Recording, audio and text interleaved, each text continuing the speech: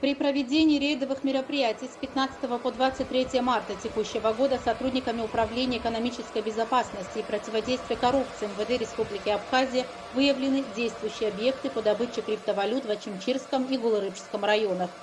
Прекращено действие майнинг-фермы в селе Шашилкыт Ачимчирского района.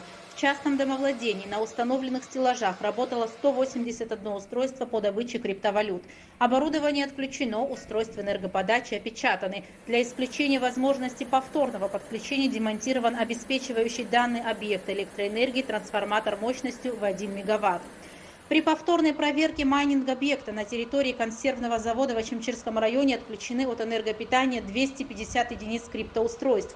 В том же районе в ходе проведения рейдовых мероприятий выявлены две крупные фермы. В селе Ачугара в нежилом частном домовладении сотрудники милиции совместно с представителями комиссии при районной администрации отключили 350 аппаратов по добыче криптовалют.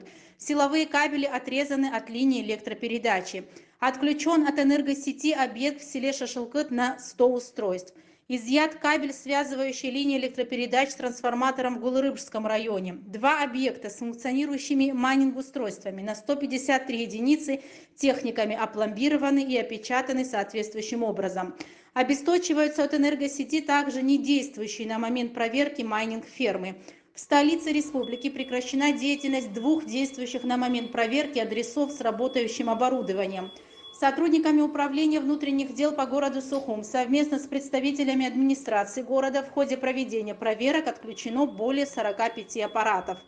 В Сухумском районе сотрудниками отдела внутренних дел выявлена частная криптоферма в селе Яштуха. Действующие устройства отключены от энергосети. При системной проверке ранее отключенных объектов на территории района нарушений не установлено.